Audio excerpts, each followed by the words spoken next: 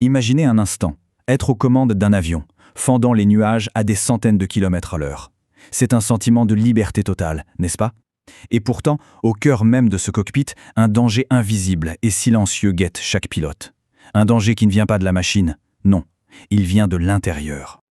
Alors, quelle est la partie la plus dangereuse du vol? Spontanément, on pense à une panne de moteur, à une météo exécrable, ce genre de choses. Mais la plus grande menace, vraiment? Eh bien, la réponse risque de vous surprendre. Non, ce n'est rien de tout ça. Le danger le plus insidieux en vol, c'est la rébellion de nos propres sens.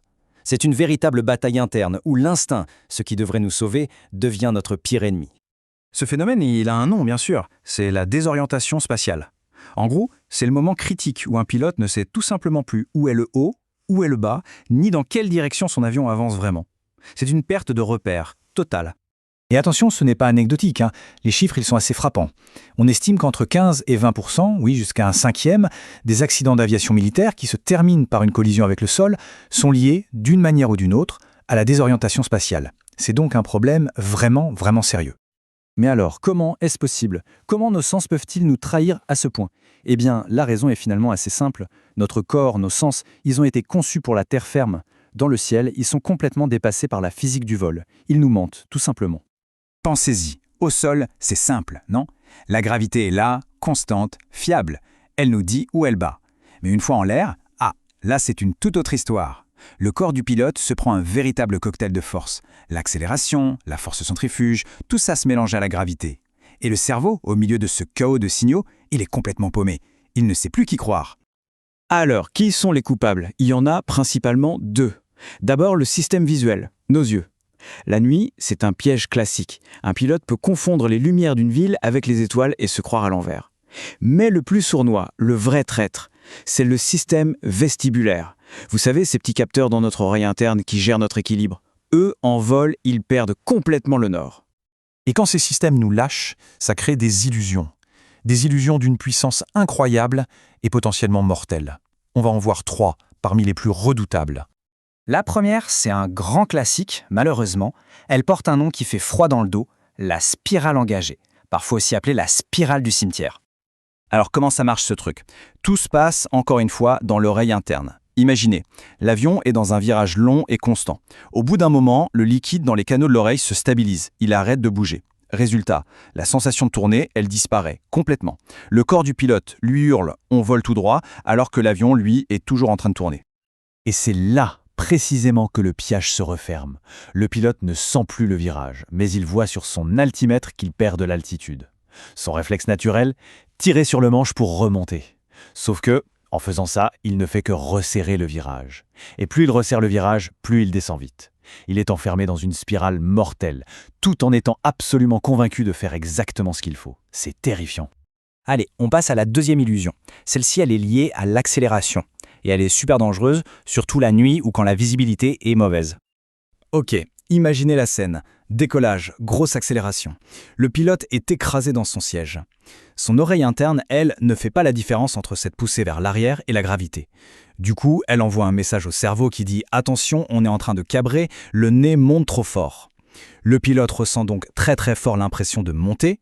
Réaction instinctive, pousser sur le manche pour faire redescendre le nez, ce qui peut mener tout droit à l'impact. Et enfin, la troisième, alors celle-là, c'est peut-être la plus violente, la plus déstabilisante de toutes. C'est l'illusion de Coriolis. Le scénario, c'est le suivant. Un pilote est dans un virage long et constant, au point que son corps s'est habitué. Il ne sent plus la rotation. Et là, il décide de bouger la tête, pour regarder un instrument ou une carte. Juste un petit mouvement de tête. Mais ce simple geste va déclencher un véritable chaos dans son oreille interne. Le résultat, c'est une sensation de culbute, mais d'une violence inouïe. L'impression de partir en toupie, de tournoyer sur tous les axes en même temps. C'est soudain, totalement inattendu, et c'est une des illusions les plus dures à contrer. Tout ça nous amène au cœur du problème en fait. Le conflit qui se passe à l'intérieur du cerveau. Comment est-ce qu'il gère ce flot d'informations qui se contredisent? Le truc, c'est que le cerveau, son job, c'est de raconter une histoire cohérente. Il prend toutes les infos qui arrivent, des yeux, des oreilles, de la peau, et il essaie de les assembler pour que ça ait du sens, pour créer une réalité qui tient la route.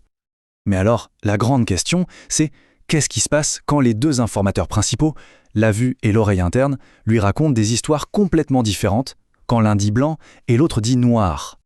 Eh bien, le cerveau, il déteste l'incertitude. Il ne reste pas bloqué, il va trancher. Il va choisir une version, ou pire, il va en fabriquer une toute nouvelle qui lui paraît plus logique. Et pour le pilote, cette fausse réalité n'est pas une petite impression, c'est réel. C'est aussi convaincant que le sol sous nos pieds. Le pilote est intimement, absolument persuadé d'avoir raison, même s'il fonce vers le sol. Alors, la question qui tue, comment on combat ça? Comment on lutte contre un ennemi qui est à l'intérieur de sa propre tête? La solution, elle est complètement contre-intuitive, mais c'est la seule clé pour survivre. La solution tient en un concept que les instructeurs appellent la dominance visuelle. L'idée, c'est d'apprendre de forcer son cerveau à faire confiance à une seule source d'information et à ignorer toutes les autres, même si elles hurlent le contraire. Et cette source d'information unique et fiable, c'est le tableau de bord. C'est la règle d'or, celle qu'on répète à l'infini à tous les pilotes. Faites confiance à vos instruments. C'est simple, c'est non négociable. Même quand tout votre corps, toutes vos sensations vous supplient de faire l'inverse. L'horizon artificiel, lui, ne ment jamais. L'oreille interne, par contre, Et pour y arriver, il n'y a pas de secret. C'est l'entraînement. Des heures et des heures de vol sous capote, c'est-à-dire sans rien voir dehors.